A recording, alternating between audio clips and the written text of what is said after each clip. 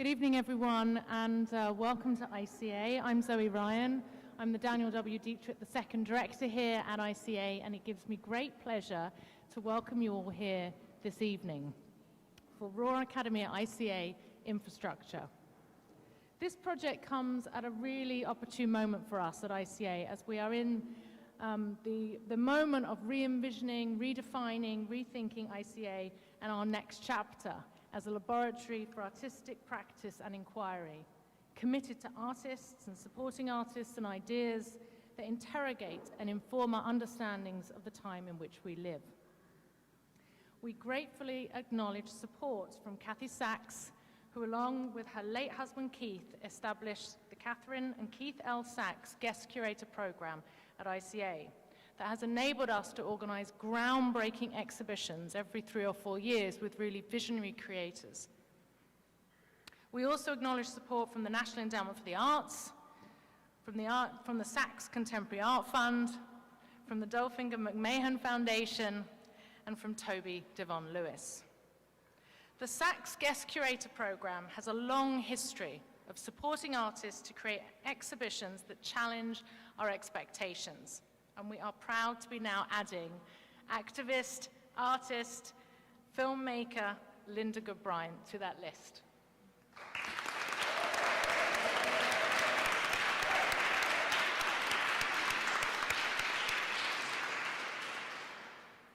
It is an incredible honor to support Linda's vision for this academy, to examine and reimagine an alternative infrastructure for the arts.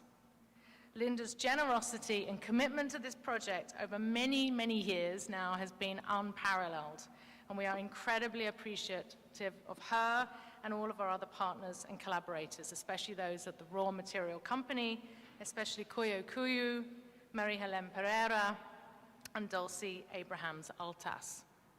It is really exciting to see our two organizations come together and create something new. I would officially also like to welcome all of the RAW Academy Fellows and visiting faculty for joining us in Philadelphia. We are thrilled for you to become a part of our community for the next 2 months and for us all to learn from each other. At ICA, I give my thanks and kudos to Alex Klein, our Dorothy and Stephen R. Weber Chase 60 curator, who has worked tirelessly to forge this project over 5 years of dialogue.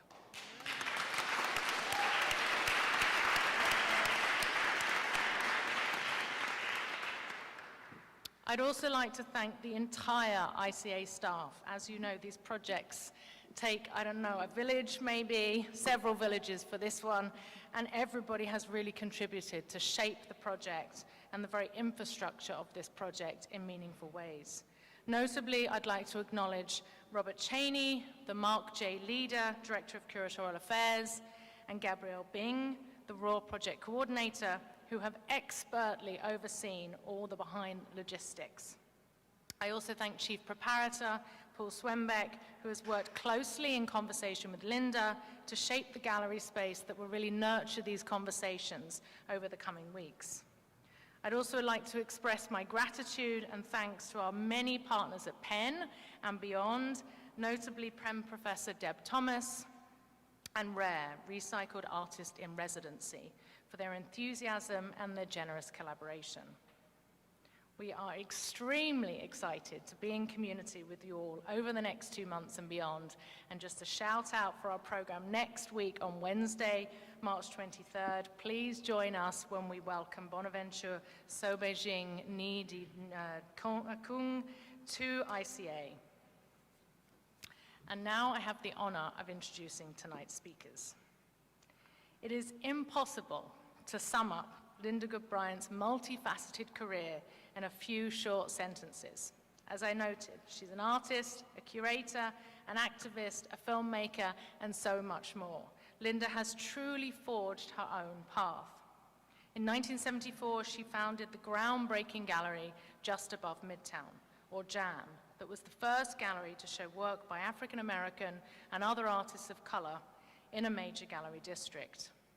Linda and JAM will be the subject of a major exhibition at MoMA this fall. Linda is currently the president and founder of Project EATS, a network of community-based small plot production farms and programs located in communities throughout New York City, where many individuals and families live on low incomes. She is also the recipient of numerous awards, including a Guggenheim Fellow and a Peabody Award.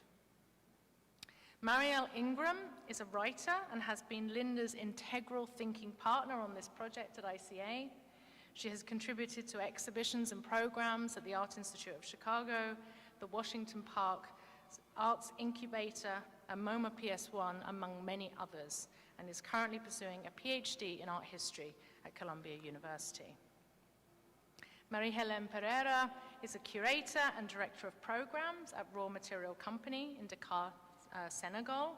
In 2021, she was selected as one of the recipients of the ICI Curatorial Research Fellowship, an initiative of Marion Goodman Gallery, conceived by artist Steve McQueen in honor of the late Okwe Enwezo. Pereira is also a member of the curatorial team for the Berlin Biennial number 12, taking place later this year. Dulcie Abrahams Altass is a curator of programs at the RAW Material Company in Dakar, and her recent discursive projects with the RAW Material Company include contributions to the Bamako Encounters Photography Biennial, the Dakar Art Summit, and the Kunsthal Trondheim. And her writing has featured in numerous journals such as Sunu Journal, Making and Breaking, and Esperanto. And finally, Alex Klein is our Dorothy and Stephen R. Weber Chase 60 curator at ICA. She joined ICA in 2011 and has organized many exhibitions, publications, and multidisciplinary projects. These include the collaborative research initiative I is for Institute, a platform for thinking critically about arts institutions. And if you haven't already, I urge you to check out the ongoing I is for Institute podcast. I am really excited for tonight's conversation. I invite you all to join us for a reception that will follow. Many thanks again to you all for joining us. I look forward to seeing you over the coming weeks. And now I hand the floor over to Linda.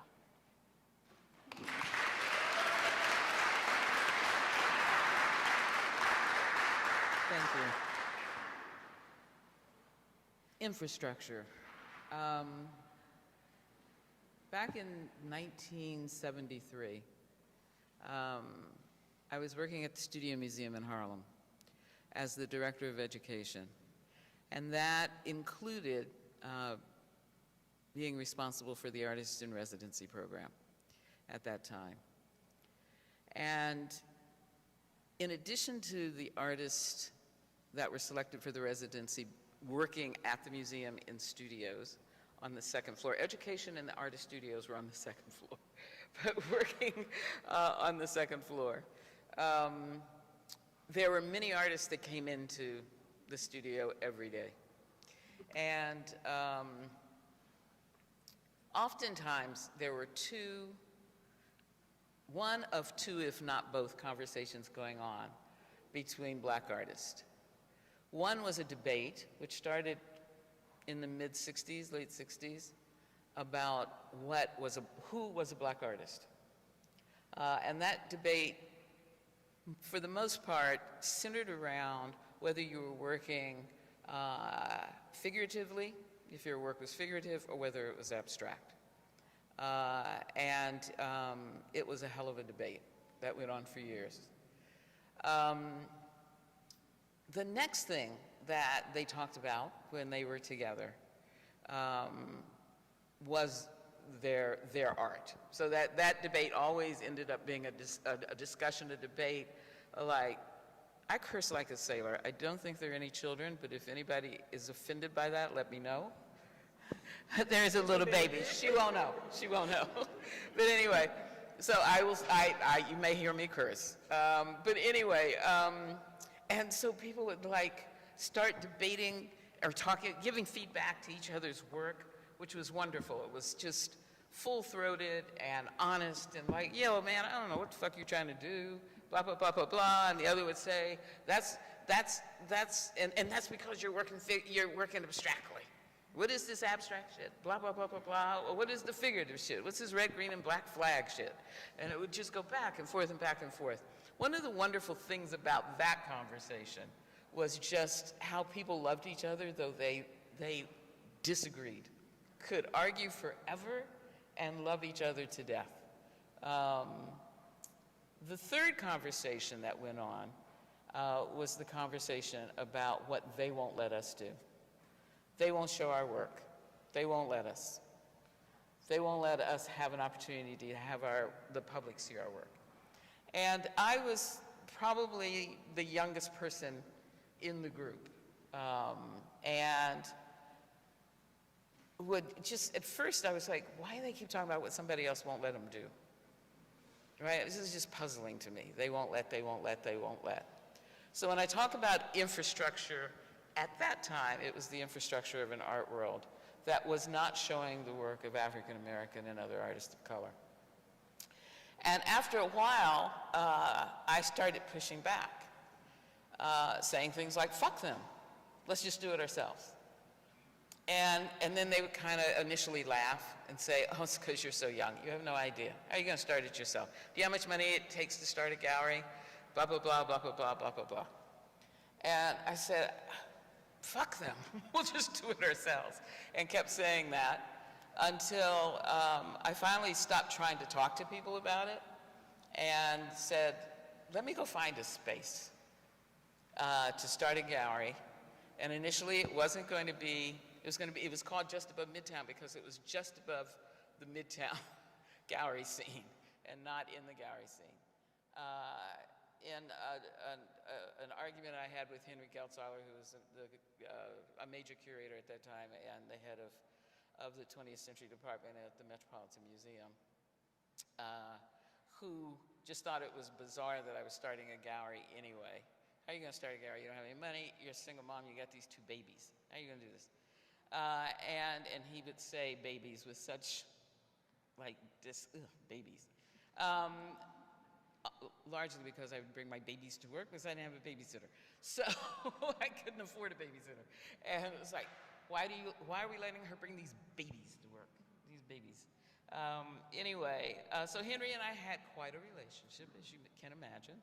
And at some point, he starts challenging me about how I was going to start a gallery. You can't start a gallery. What are you doing? You're just talking nonsense.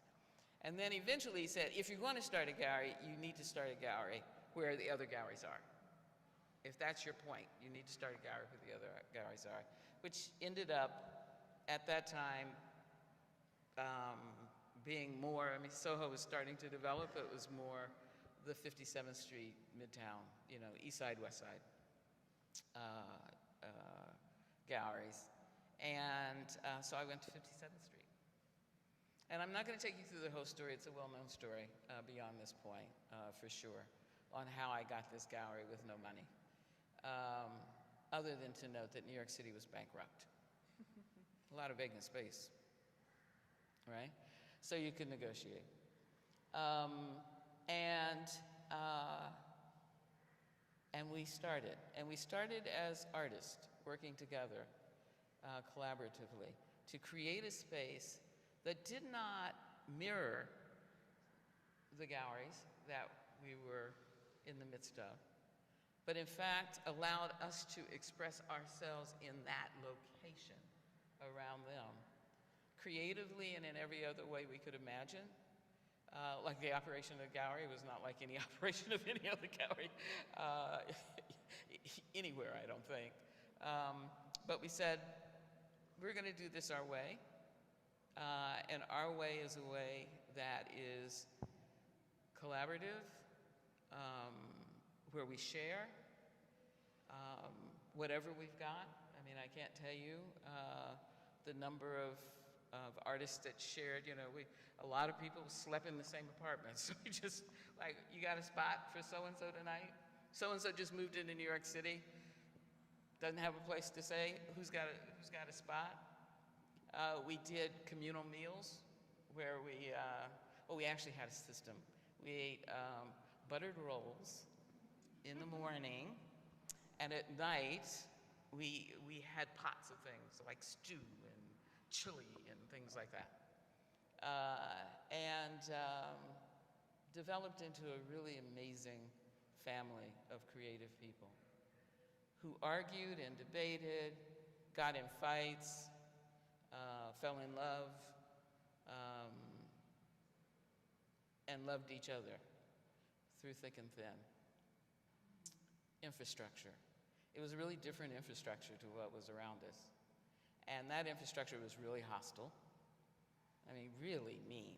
Just, you know, if I ran into the other galleries at 50 West 57th Street, except for Terry Dintenfass, except for Betty Parsons down the street, except for Sydney and Carol Janis, and Tibor Dinaj was kind of nice back then. The other dealers were really hostile, really angry. Like, what are you here? Why are you here? You shouldn't be here. You don't belong here. Why are you here? Why are you here? And through all of that, we just said, we're just going to do our thing. We're just going to make the things we want to make. We're going to be who we are. We're going to create a space, an infrastructure that meets our needs. Jam lasted until about the mid-'80s.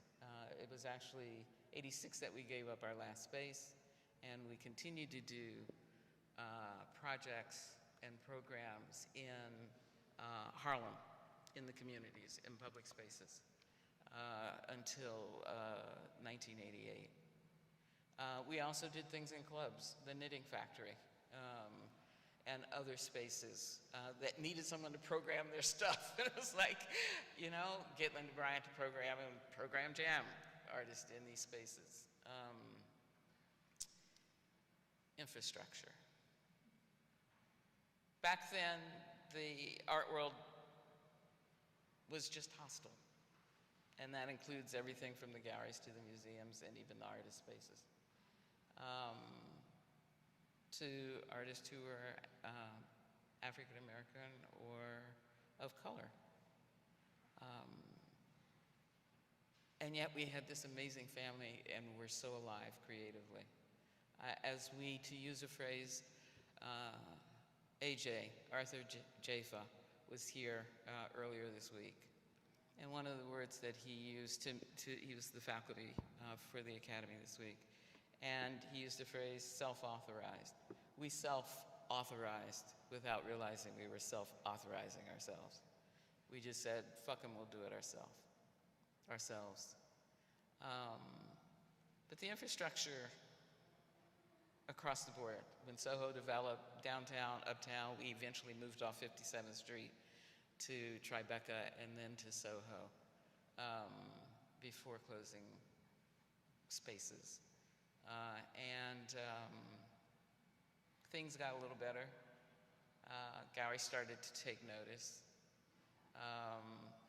Some of the artists, they just thought I was just totally crazy. And two that outside are David Hammonds and Sangan and Goode.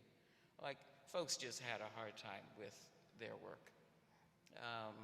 When David stopped doing body prints when he started showing at Jam. I'll never forget when I called him up and said, you know, yo, David, what is it you want to do for the invitation? He was in LA still at that time. And he said, huh? I said, what do you want to do for the invitation? Do you want to put a body print out? What do you want to do? He goes, oh, I'm not doing body prints anymore. Now, mind you, I had pre-sold. That was one thing I could sell. Palmer Hayden's and David Hammond's body prints. and David's like going, I'm not doing that anymore. And I'm like, I can't even imagine what my face must have looked at because I had pre-sold body prints. And he was telling me he wasn't doing body prints. I had pre-sold. I had told the printers. I had told everybody, the wine people for the cheap wine we bought. I had told Astor Wine and Liquors. I had told everybody who was calling me up, sending me invoices, please pay Linda. Please, please pay Linda. Linda, can you pay now? Right? And I go, sure. As soon as David shows, we're going to have money and we're going to pay off what we owe right now. And David says, I ain't doing body prints anymore. And I go, okay, what are you doing, David? He goes, oh, I'm doing brown paper bags, barbecue bones, hair, and grease. Okay, okay. All right, send whatever you want for the invite. Just send me some image so we can get invites out. His work really threw people. I mean, threw it in an artist. Oh my God, artists. They were really angry. I'll never forget his opening, that first show, where the artist came in and looked at the barbecue bones and the hair on wire and the hair on the paper with the barbecue bone, the brown paper bags with barbecue bones, and we're like, what the fuck is this, man? What is this? How you gonna call this art? You didn't buy anything from an art supply store. Think about that. It can't be art. It didn't come from an art supply store. and David never responds. He just looks stoic and stares, he looks at people. He doesn't answer questions like that. And that ended up being a big, huge fight in the gallery that night. And I think it was the night that ended the debate about figurative or representational work and abstract work. By the end of that night, which was a long one, a lot of fighting and screaming and yelling. Certain artists started going, well, why can't you make art and not use art supply store stuff? If you don't have the money to buy it, you use what you have. Why can't you make art doing that? And by the end of that night, that debate that had been going on for a number of years just ended. Everybody walked out and said, yeah, I guess that's possible. We don't have to do the same thing. What we have to do is just be imaginative and creative and resourceful in being able to do those things we need to do to express ourselves creatively. Infrastructure. So then you fast forward, and times, I use quotations, change.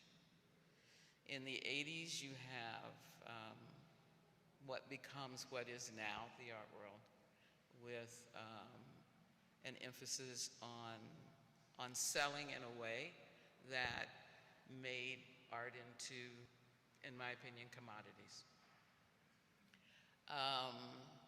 And the conversation stopped. Artists tend to talk more about who's selling at what and what's in the auction house when they get together, or what's sold at an auction house. And a certain energy and a sense of community started to fade. And I went on about my business. Got into making films, and that led me to doing what I'm doing now, which is my current art is creating farms, small plot, high yield farms, and programming in communities that need fresh, organically grown food, and making that available regardless of income, as well as a number of other things. And all the time, pretty much sharing David's belief that anything an artist makes is art. It's not all these constructs that get established and set up to define art. It's whatever an artist makes is art. And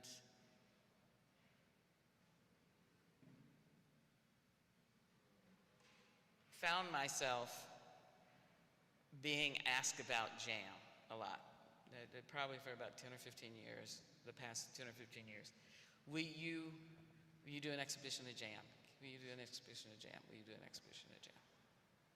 And I said, no, I'm not interested in that. I really am not interested in any of you. I'm done. And the conversations kept coming up. And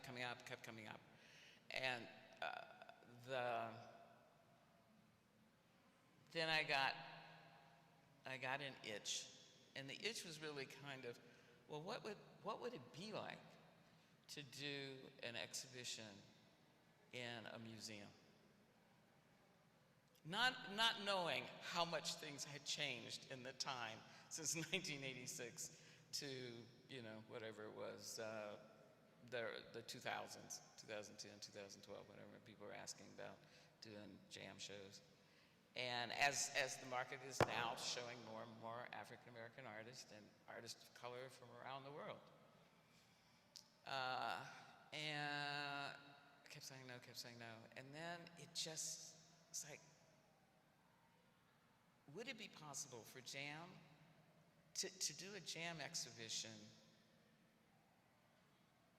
in a museum and still be jam? Given how much the culture and the infrastructure had, I don't want to call it evolved, but I'll say changed from a time when, and I can't say this more sincerely, when dealers back then, who are now called galleries, I'm not quite sure why that, they're fucking dealers, but dealers back in the 70s, really, they were into their artist art. They were really into the art. They were really behind their artists, as well as everybody else. I mean, it was all about the artist and the artist's work and supporting the artist doing that work. Now, yeah, were they in it for money? Fuck yeah. Was Costelli in it for money? Was Mary Boone in it for money? I'm not gonna argue that. At the same time, there was a different ethic and culture about it, which has changed. I like to say that when people used to walk into galleries and say, the whole new market for art that then led us to where we are today really came out of MBA graduates going to Wall Street and making a whole bunch of money, and the art world saying, oh, yo, this is a new client base, let's go cultivate them. But they didn't really have the tolerance, and I can tell you because JAM was still operating then. They didn't really have the tolerance for what we used to do, all of us, whether we were artist spaces or whether we were galleries. When someone came in and said, sell me something that's going to be worth more money 5 years from now, our response to that was, well, can't do that. That's just not something we can do. But what we can do is let you look around. Do you see anything you like? And the conversation then evolved from there. What do you see that you like? Well, I like that painting over there with that orange, with that blue. I like that orange and blue next to each other.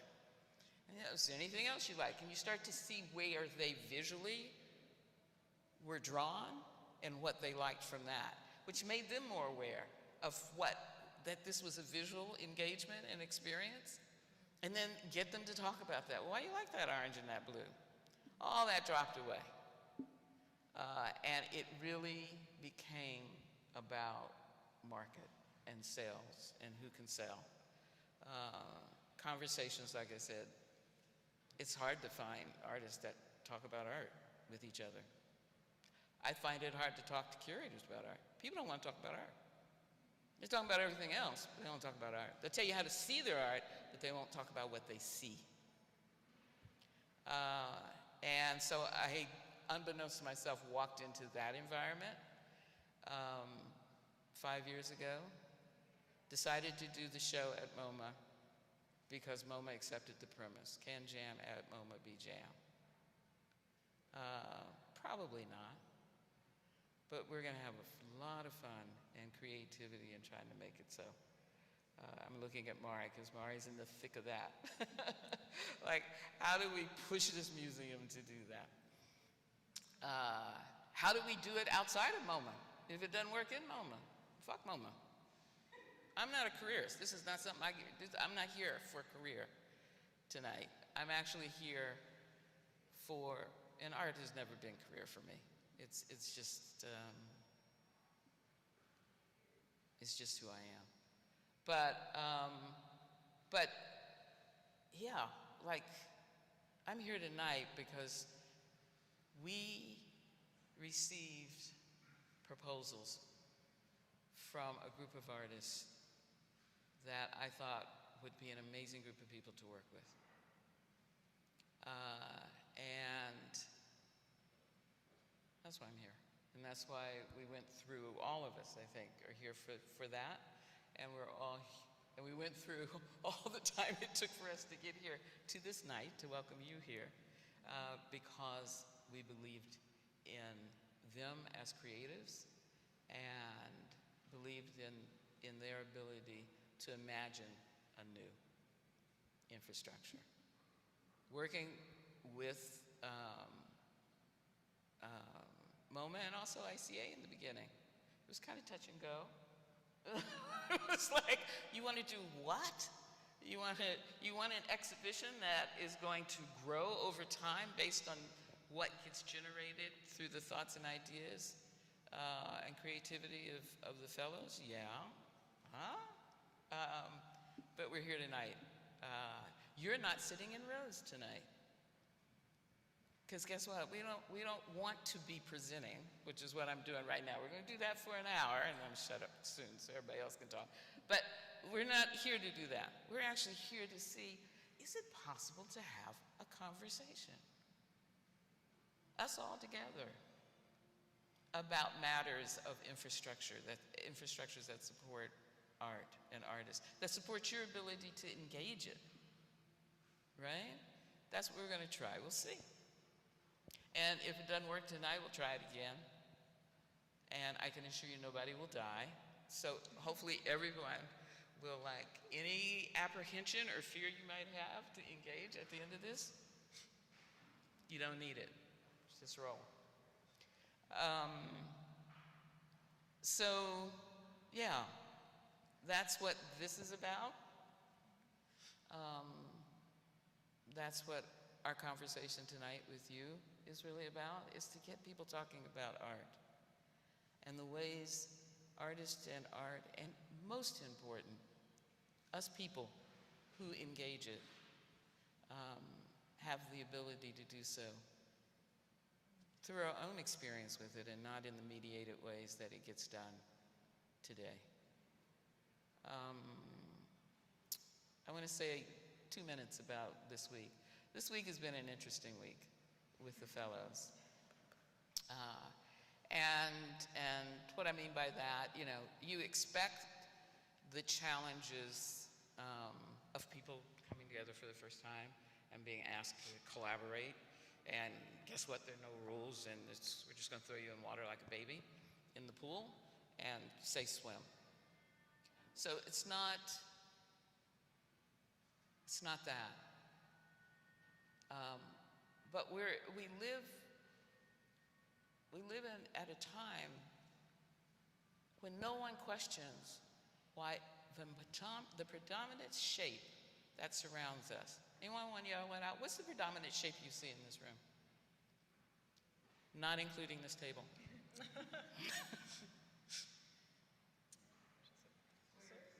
Rectangles and squares. We stopped asking why. Why the fuck do we live in a world of rectangles and squares? And it doesn't matter where we go, but why? And why not something else, or many things else than these rectangles? And yeah, I've had people say, well, you know, from an economy, it's more economic to, you know, it's more efficient, it's more, whoever said those things were primary? And why do we accept them as primary? Why? I don't get it. So we're here for that exploration. How do we become more aware of the ways we actually comply and conform and don't even know it? Especially, in this is my bias, when it comes to creative people. We need to be questioning this shit every day. With that said, it's been a week of a lot of learning, a lot of tough discussions, and what happened today, I think, was pretty remarkable. Is that people created today. They made something. They didn't talk about it. They just made something. And in the sharing of that making something, we went through an afternoon that was filled with laughter and sorrow and tears. It was an unbelievable example of why art is essential. It is essential to the way we understand ourselves, and it's essential to the way we understand each other. And it touches us in places so deep that it makes us laugh and it makes us cry. So with that, I'm going to stop. I'm sure my co-presenters wish the fuck I'd shut up. I'm going to do that and look forward to our conversation later tonight. Beautiful. Wow. Oh my God, where to take that now? Thank you so much, Linda, for sharing on the experience of JAM and what it meant for you at the time in terms of creating a space where you could all be free, a space where you could all create together in your own terms, and also a space in which you could just be together, even if you were not, even if you, in spaces where, even if you don't want to create, you can just be there, and it kind of becomes home. And I hear that just as you said about art and its capacity to move us, I think that there's been a lot of emotions in JAM. And we had a chance to see that during this first week when Arthur Jaffa was here. And seeing you having all these conversations and agreeing on things and disagreeing on things was very telling for us. And we feel privileged, I especially felt privileged to be there and to be part of one conversation that you had. And I'm pretty sure that you had like tons and tons of conversations for the last 40 years. And I think that the essence of the RAW Academy is this, like to create a space in which we can have these type of encounters, encounters that are based on sharing experiences, that are based on sharing ideas, that are based on sharing who we are and where we come from, and that are based on being in a space together. Even though we can get to points where we totally disagree, we walk out the door being sure that we've learned something. In February 2020, we were invited in the Dhaka Art Summit in Bangladesh, as we a raw material company. We were invited in Bangladesh by a friend and colleague whose name is Diana Campbell Betancourt, and she's the artistic director of Dhaka Art Summit. And in her proposition for that edition of the summit, she wanted to think about the idea of collectivity. She used the term seismic movements, you know, like really thinking about ways in which together we have more force to create movements, and we have more force to create spaces of learning. And when she invited us, we started to think about what would make sense in Dhaka, in Bangladesh, knowing that we are coming from Dhaka, Senegal. And what is it that we want to take from Dhaka to Bangladesh, and how do we want to do that? At RAW Material Company, we started in 2012 a program that is called Condition Report, and it's a biennial program, a symposium. So now I'm starting to think about symposium as a term for our programs. But yeah, so it started in 2012, and it's a symposium that is a space that we create in order to make sure to invite people who are making on the African continent and to have them together and to think about the actual status of artistic practice and curatorial practice on the African continent. That's how we started that in 2012. So we did a first edition that was looking at building art infrastructure on the African continent. thinking about ways in which art institutions really contribute into shaping different contexts and different ecosystems, but still, talking about the African continent, they remain in a very precarious state when it comes to having the resources that will help them do that in the environment they live into. And of course, what we wanted to do is to create a space of dialogue with public institutions in order to understand what is it that they perceive from the work that we do, and also in order for them to hear what is it that we perceive from the absences that they keep on enacting, you know, when it comes to supporting all the art making that is in the context. And then we went ahead doing a second session that was looking at art education on the African continent. And this was very important for us as we were already in the reflection process about this RAW Academy and a reflection process on the type of study program we would like to create, and that would not necessarily be a replication of the school as we tend to see it in our context. The school as a space of hierarchy, the school as a space where we teach you, the school as a space where instead of inviting you to be here and learn together, you are selected or invited to be here to sit and listen and absorb everything that comes from the professor, from the teacher. In Senegal, there is no department of art history, for instance, in the university, and you don't have a department of curatorial studies. So it became important for us to contribute in a way that will create a bridge so that artistic practice can be thought about and discussed freely in a space that is not looking at having a diploma or having a degree or having a certification, or in a space that will not give you a validation after you've completed a program.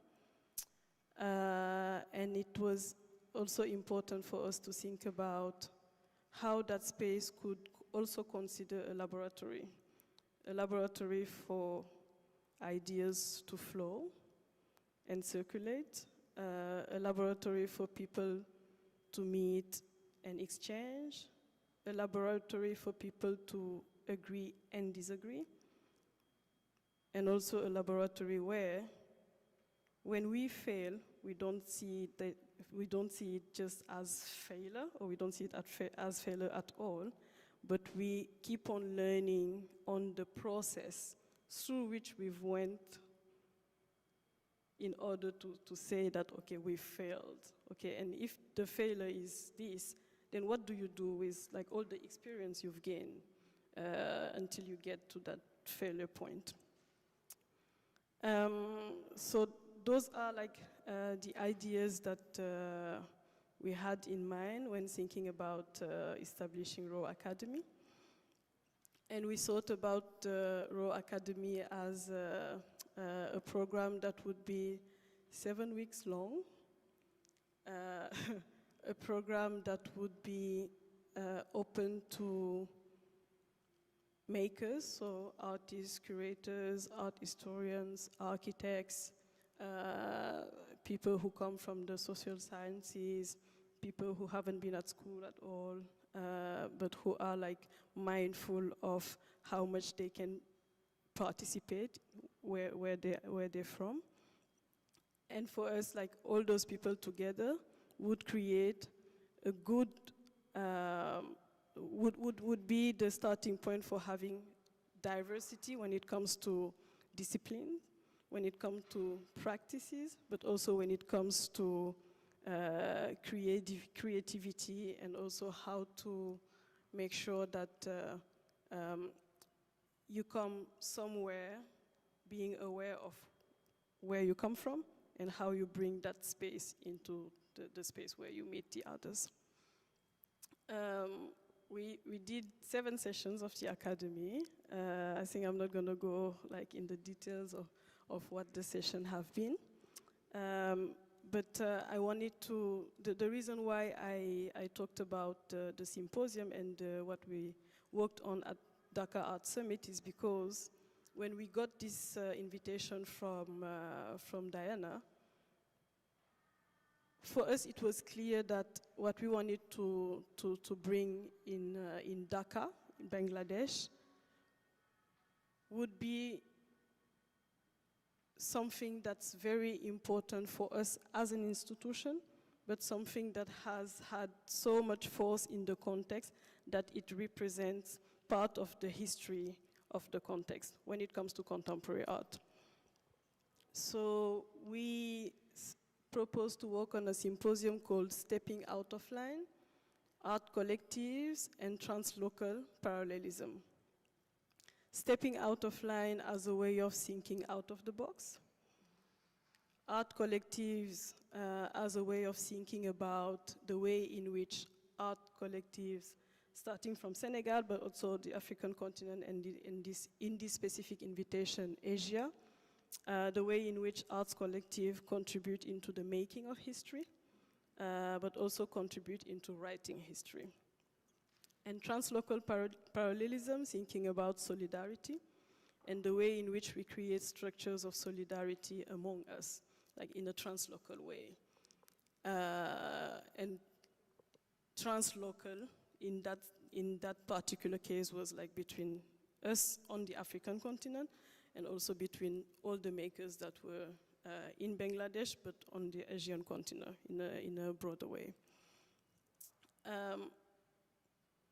Art collectives, also because we wanted to reflect on the notion of collectivity and the way in which collectivity leaves space to individuals to also exist, to exist fully, because once they have the space to exist, they get to a point where they can be, you know, collaborate. They can work on some type of collectivity, and they can make together. So that's what we wanted to put forward as an idea, and that's how we wanted to enter in conversation with Dhaka as a place, and Bangladesh in general. Those who know the context of Bangladesh a little bit, like when it comes to contemporary art, will certainly know that you have a lot of artist collectives there. And that working in collectivity is part of the culture there somehow. And that's the first thing we've noticed when we went to do the first visit. And when we came back to Dakar, it made sense that our contribution would be based on this, like this idea of collectivity. Our starting point in Dakar was the Laboratoire Agitart, because they've been, the laboratoire has been a source of inspiration for us, raw material company, a source of inspiration in terms of thinking out of the box, but also in terms of creating anew. And that was the starting point for the symposium there, the experience of the Laboratoire Agitart and its history and the way in which it shaped the context of contemporary art in Dakar, Senegal, and how we would like to put that forward in a space that is welcoming us as an art institution that comes from Dakar, Senegal. I think Dulcie maybe can share a bit more on the Laboratoire Agitart and ISASAM. And then in the conversation, we can come back on a couple of other points. And more especially, how we got to JAM, the experience of JAM, and how inspired we were, and how much we wanted to have the space of the Academy welcome that knowledge that was produced by JAM, the knowledge that JAM constituted as a collective, and also create a space where there could be a transmission of that spirit.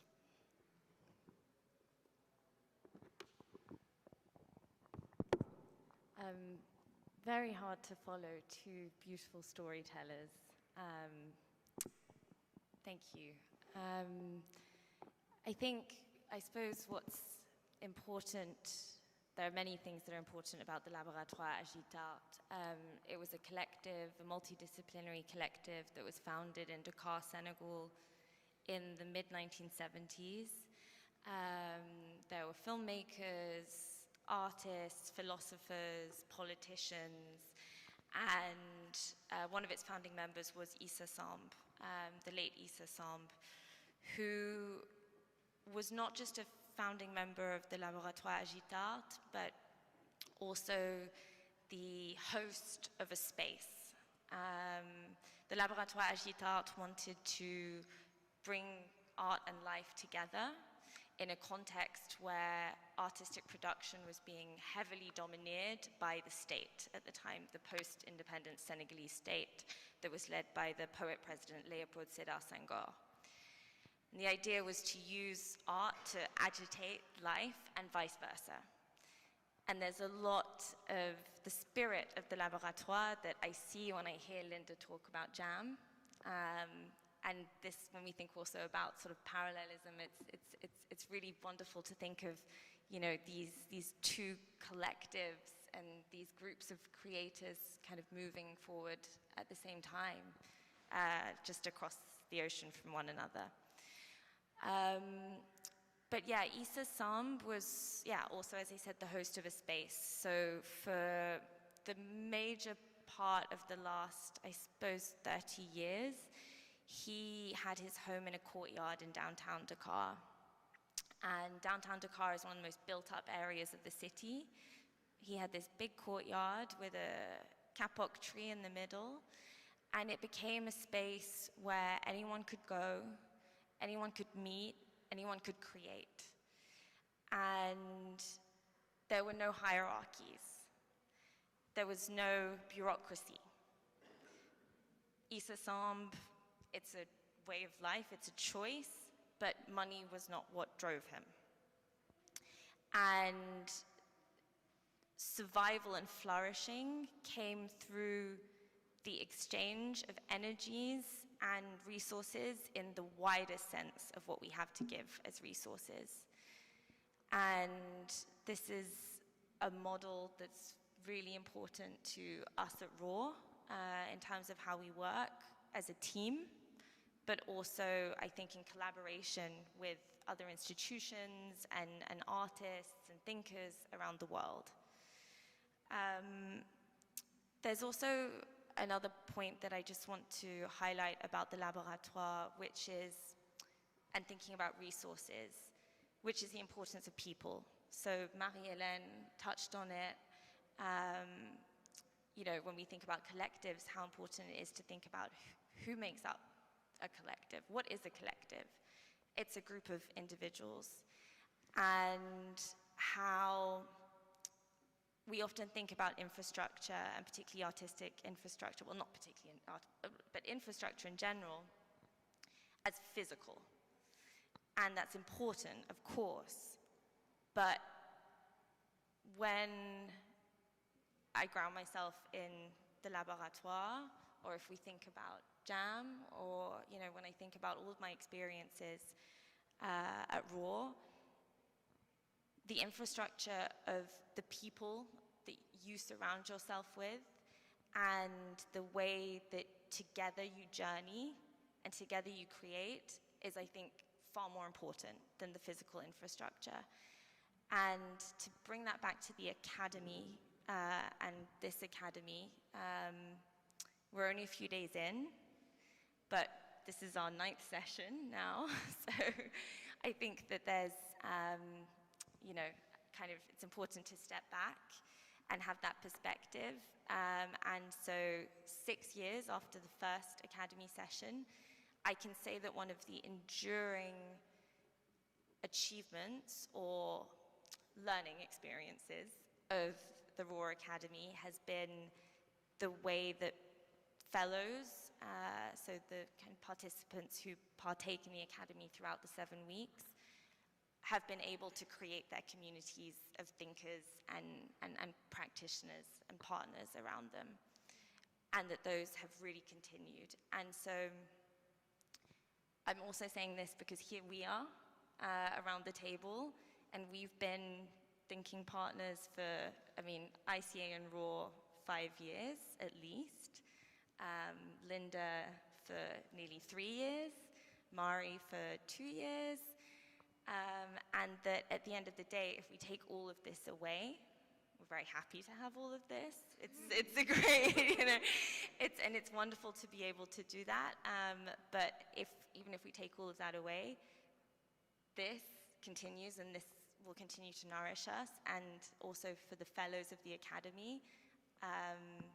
And I suppose for you all coming in here after a few days and seeing the exhibition space as it is now, but knowing it will change, it's only just beginning.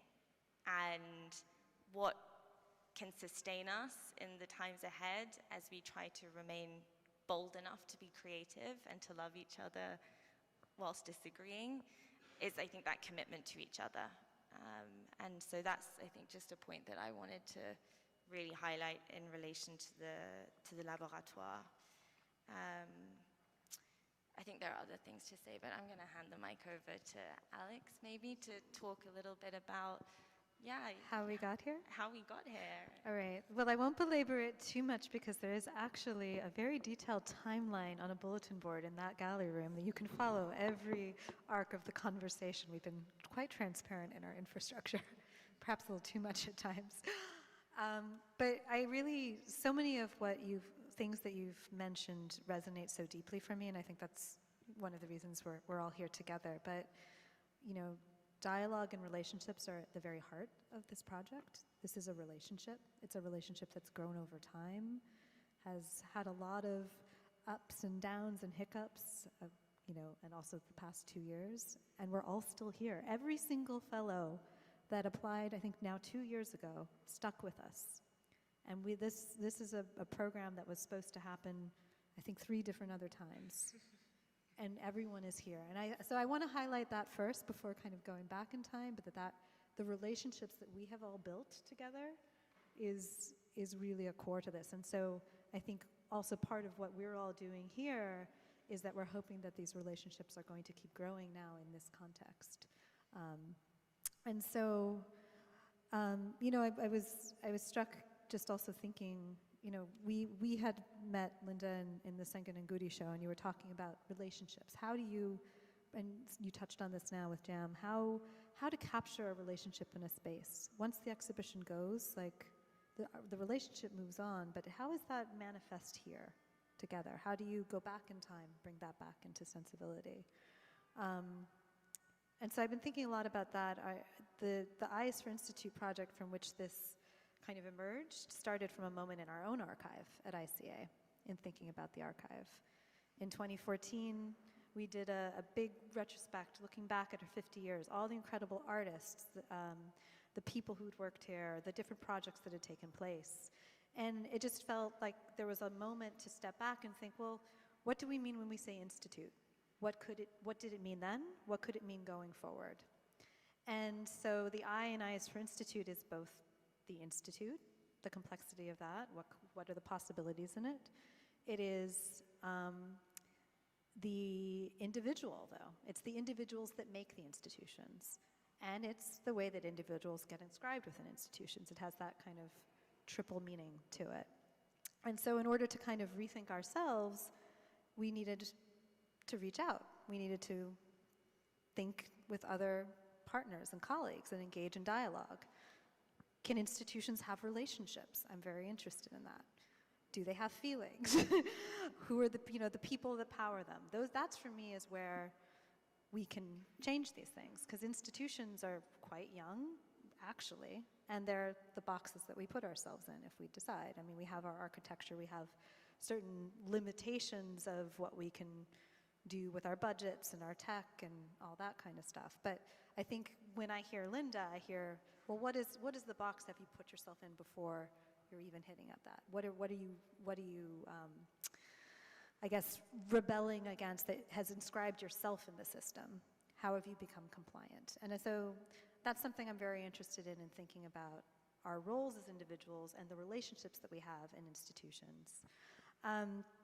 So, you know, we have these two thinking partners, and raw material being, in rethinking what an institute could be, trying to rethink our place in a pedagogic model.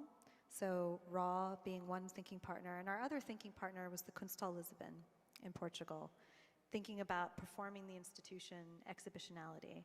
And I'm not going to go back in history with that, but just to say they have this idea of the way that relationships, the exhibition is one node, the relationship is made visible, and that the work is actually the work you do before and afterwards. It's the maintenance of the relationship.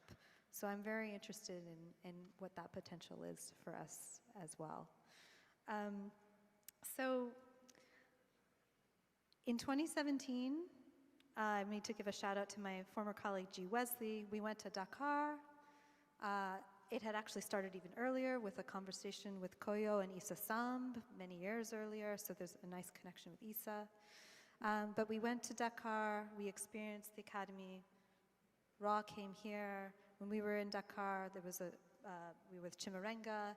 Dig Where You Stand was something that came up in conversation. We all started to think about what of our places, how do we root where we are, but also what does it mean when you take yourself out of that place?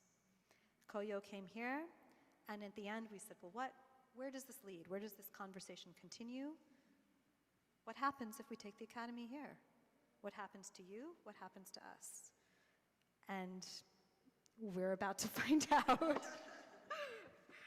So maybe that's where I will kind of bookmark my comments. But I just want to also just take another moment of profound gratitude to all of you, and all of you for embarking on this with us, because we're going to see what happens. And it's the making, right? It's the doing. Yeah. And it's on. Hello. So as you can see, I feel like tonight is a bit of an experiment for us. And I mean that in two ways. So even our kind of dialogue that we've been having here about the process of getting here was an experiment in thinking about the infrastructure of the public talk as a format within the larger infrastructure of an art institution, of the art world in general, right? And so we're here kind of, you know, with you guys as our guinea pigs and everybody at home on Zoom.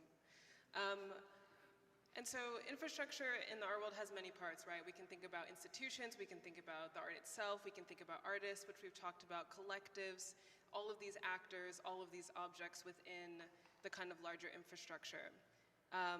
But because we're here in the public talk, we wanted to focus the rest of the time on the public, which is you guys, or maybe it's not. What is a public? How many publics are there? Where is the public? And how do you engage with them as somebody who has a passion for art and wants to share it with somebody? And I think our kind of idea for how to engage a public really comes from that place of thinking about the public as somebody you want to bring into not just your institution, but into your love for artistic practice and of showing people that. That's, to me at least, what I think is at the core for me as an arts worker, if I can call myself that. And so for the rest of the time, we actually are going to break out into groups, which I know was not on the invitation. I know that you didn't sign up to necessarily break out into groups. We're going to try it, and that's why these chairs are in circles right now. And so we have a number of questions here that kind of spurred Linda's thinking in terms of the Academy. And so we want to have a kind of makeshift Academy with you all today to think about these questions, think about what a public is, what does it mean to be a part of a public, what does it mean to be a part of an institution, where those kinds of lines are drawn, and maybe why they're drawn a little bit. So I hope that you all stick around and won't depart as we kind of group. We're going to go around and split up and kind of come to you guys and hopefully have a discussion around some of these questions. We also have note cards here, which we're going to write on, hopefully, if you guys will do that for us. And then, as you'll see, there are these chalkboards that are in the back all around, which are these movable walls that the ICA installation team built. They're amazing. And so part of the installation growing over time, which they've mentioned is going to be your contributions tonight, being added to this chalkboard and being in the space for as long as they'll be there until they're erased by somebody who comes along tomorrow to see the exhibition or somebody who comes along next month. I think that we're ready to segue into that, if that works for everybody, but yeah. I just want to add that these conversations can also continue upstairs over beer and soft Philly pretzels and all kinds of nice things on the terrace when we are. So just remember there are things for you upstairs as well. And I think, Dulcie, you're going to be doing the Zoom. So we might also, if people spontaneously also want to articulate some of the questions or the answers. Or, Yeah, definitely. There are people who are Zooming in and I don't know where to look to talk to them. But you are all invited to drop your questions in the chat, in the Q&A, and I'll be engaging with you and noting things down to make sure that that also makes its way into the space. And I know my dad is Zooming in the UK, so counting on him for some good questions. And we invite you to come back over the Academy. I mean, this is also part of the beauty of this is that the things that are going to be workshopped in the session and hopefully outside of the session room will hopefully be enacted in this space and then together with you all too. So the visiting faculty will be here every week for public presentations and dialogues. So in terms of questions, I'm excited by what Marielle just proposed, which is, what is the public? Who are you as a public, and what is your relationship to the institution and to the art? But we also have the questions that were formulated in thinking about doing an infrastructure, and I'm going to read those. What if a different type of arts infrastructure were to be envisioned? How would a new arts infrastructure value artworks and art makers? What would an arts infrastructure focused on adequately supporting the life needs and creative practices of 21st century artists look like? What would it mean to value art based on its human and social impact rather than as a commodity? What kinds of new facilities, operations, or relationships emerge if our arts infrastructure values art based on social impact? What if the value of art was based on its human and social impact rather than its value as a commodity? Kind of restating those questions. And then, can we imagine an arts infrastructure that would be informed by methodologies of artistic practice itself? That's a bunch there. We're going to come around with our sheets, remembering these questions, and those of us who want to probe the public will probe that with you. So we hope you'll... Maybe you even have more questions. And you can ask Maybe questions you that you don't want have to answers. answer. Yeah. So anyway, we hope you'll join us in this and see how it goes before we go upstairs and have some cocktails. Thank you.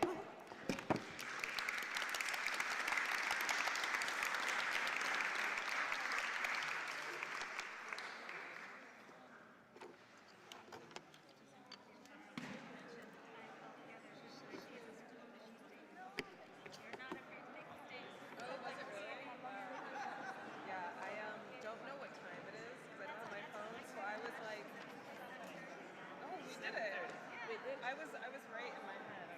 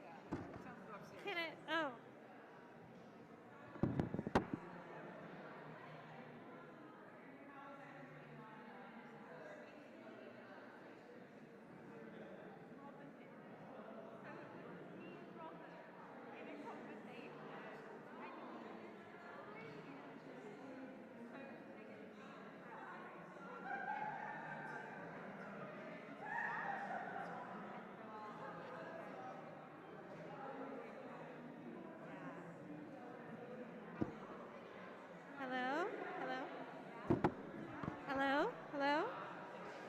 Hello? Hello? Can we invite everyone to join us upstairs? Hello. We want to encourage everybody to start moving up to the mezzanine for beer and wine and pretzels and more conversation.